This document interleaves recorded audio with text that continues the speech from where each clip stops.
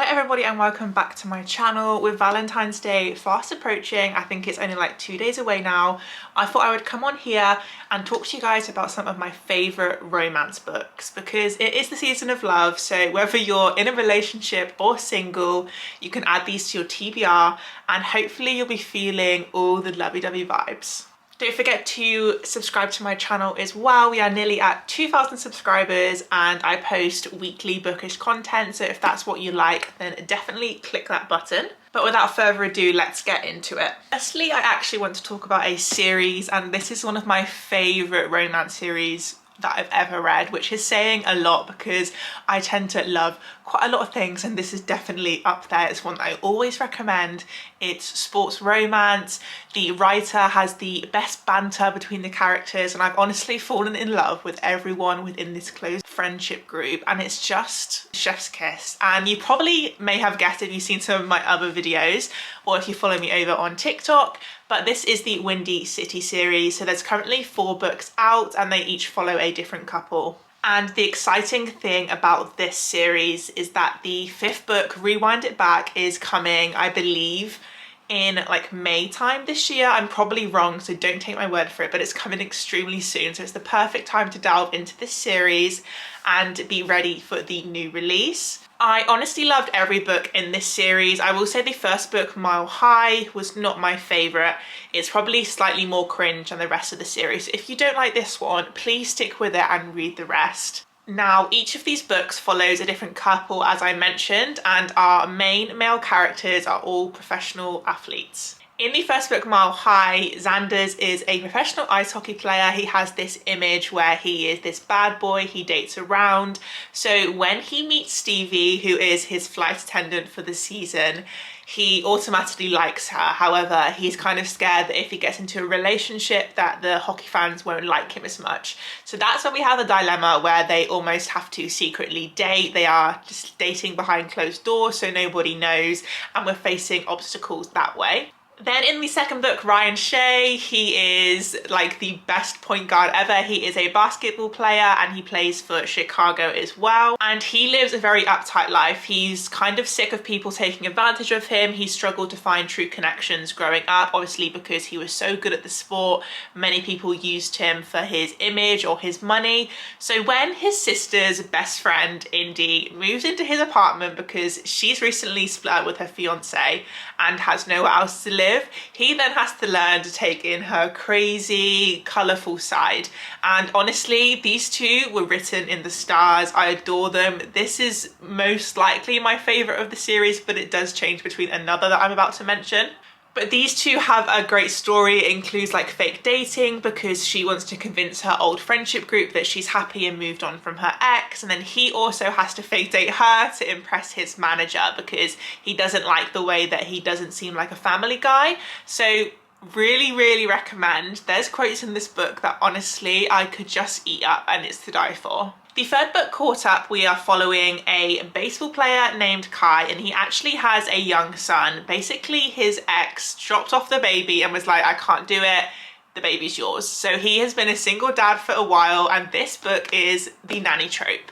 Our female main character is Miller, who is actually the daughter of Kai's baseball manager. So she wants to come along and spend some time with her dad and thought, oh, why not? I'll get some cash along the way and babysit Kai's son. And she has this dilemma where she actually wants to be a professional chef and she's very famous within the industry. So when she's faced with the problem of, do I go and take this amazing job or do I stay with this family that I've really grown to love and connect with, then what will she do? And then finally, the 4th book is Play Along, and we are sticking with the baseball theme. In this one, we are following Isaiah, who is actually Kai's brother. And they both had like quite a hard upbringing. They lost their mum when they were quite young. And then our female main character in this is actually Kennedy, who is the sports therapist for the baseball team. So there's that rule, you cannot date someone within the industry or within that team, or you may potentially get fired. And Kennedy also faces this problem where she's actually qualified to be a medical doctor. She went to uni, trained for years, but because she is a woman within this very male dominated industry, people don't see her as that success. She's in this role people don't know. So when these two get drunk and get married in Vegas, then the story unfolds from there.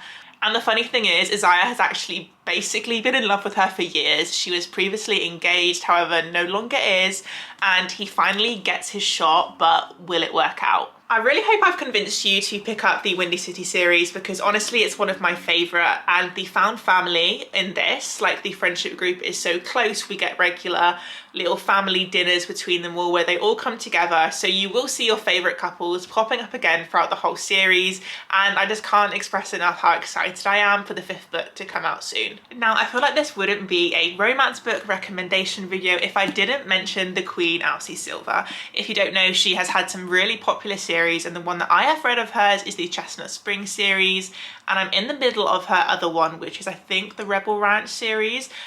I'm not 100% sure though. It's the one with Wild Love and Wild Eyes in, and they definitely should be mentioned. However, I want to talk about the Chestnut Spring series and my favourite book in particular. Now, the Chestnut Spring series is a small town cowboy romance. We're following, once again, little standalone couples in each book. However, the found family is super good. I think that's what really grasps me in a romance series, is found family. Like, I want to see the connection between each couple and how they all come together. And the Chestnut Spring series actually follows the Eaton family. They have 3 sons, and then we follow a few people that are also close to the family. And my favorite is actually Reckless. This is the 4th book in the series, and I just have to mention it because this book took my breath away, and I also really related because the main guy in this is actually Brazilian, same as my boyfriend, and I didn't realise this until the end of the book, but his surname is literally the same as my boyfriend's. So I was like, okay, this is like 5-star, here you go, take my money. But in this book, we are following Theo Silva, who is Rhett's little understudy from the 1st book, and he is this flirty, fierce bull rider. And then our female main character is Winter, who we've seen in previous books as someone that people don't normally like. She's very cold and standoffish and has kind of a rough upbringing with her sister Summer, who is also from that 1st book, Flawless. Immediate thoughts on Winter, you go into it thinking, oh, I don't like her, it's not for me. And I feel like she's like Mama, you'll either love her or you'll hate her. And I loved her. I loved seeing the way that Theo softened her up, how she came out of her shell. And not a spoiler because it's on the back of the book, but this is actually a one-night stand pregnancy trope. So these two end up sleeping together and she falls pregnant. And she isn't sure how to tell anyone, so she kind of keeps it under wraps, and Theo doesn't find out until she's had the baby, and then he's like, why would you not tell me? And like, she's like, I tried to get hold of you, blah blah blah, but he's this famous bull rider, so his number is always changing. So she kind of just took it as the sign that he didn't want to be involved. And then it's just such a sweet story. We see him grow as an individual. I feel like he really matures throughout the book and takes on the role as this dad, and they're just like this weird like little family that is trying to get through and decide where they are in the world. And honestly, please pick up the whole series if you haven't, but definitely I hope you guys love this one because it's definitely my favourite for sure. Sticking to the one-night stand pregnancy trope now, I want to talk about Out on a Limb by Hannah Bowman Young. I have mentioned this in another video before. I've also read it in a 24-hour readathon here. That was my first impressions, so go and check those videos out on my channel if you haven't already seen them. But obviously I had to include this. Another 5-star. Actually all of these books are 5 stars, so take it as you want, like they're good books. And in this one, we are following Win and Bo. They meet at a Halloween party, immediately hit it off, things happen, and she falls pregnant. She then has to somehow reconnect with Bo. So she kind of messages him like, hey, do you want to meet up for a coffee? And then just drops the news that she is pregnant. It's so cute. The way that Bo handles the situation is just so mature, and just the man that he is, honestly. They actually end up having to move in together. They thought the situation would be a lot easier if they could both support each other through this kind of transition and tough time. So it's close proximity. We've kind of got, they definitely do decide to almost be friends first. So you get to see that friendship blossom and grow. And Bo is just like the epitome of if he wanted to, he would. Everyone that I've spoken to that has read this book has the same opinion as me, saying how cute he is and how caring. And it's it was really lovely to read about, and it's so good as well. Each chapter is basically based off how far along she is in her pregnancy. And it tells you like how big the baby is as well. So if you look, it's got like chapter 9, we've got 10 weeks pregnant and the baby is the size of a strawberry. So you feel like you're in the story and you're following along on this pregnancy growing as well as the two characters, and I just could not recommend it enough. And the final book that I want to talk about, because I feel like I could go on forever, but I want to keep this list short and sweet so you know exactly where to go to, and these are some of my all-time favourites. This is another one that I have probably mentioned before, but it just needs the recommendation and needs the hype, and this is Better Than the Movies by Lynn Painter, and this one is more of a young adult feel, so if you prefer YA romance, then this one will definitely be for you. It just reminds me of those 2000 rom-com feels, you know, like How to Lose a Guy in 10 Days, Clueless, like all the good ones.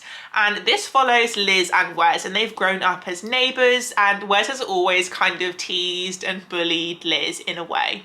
We also have an underlying theme of grief because Liz actually lost her mum, and their kind of bond was watching rom-coms together. So Liz has grown up loving these films, loving the layout and loving the way people fall in love. So she is a die-hard romantic girly, and Wes is this cheeky who just wants to live life, go with the flow, and we see them team up because Liz actually fancies someone called Michael, and he's recently come back to their hometown. He is her childhood crush, so she enlists Wes to help her impress him and hopefully get him to go with her to prom at the end of the year.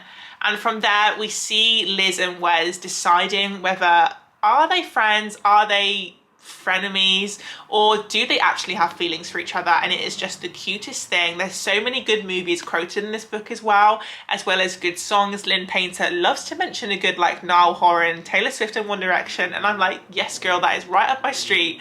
Please keep it coming.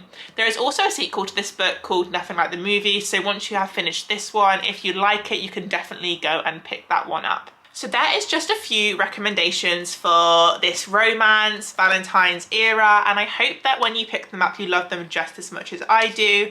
Please let me know in the comments if you have read any of these or if you're going to, because I love seeing people read books that I recommend. It hits me in the heart. So I hope you have enjoyed this quick little video, and don't forget to give it a like if you have, and once again subscribe to my channel if you want to see some more bookish content coming soon. I shall see you in the next one.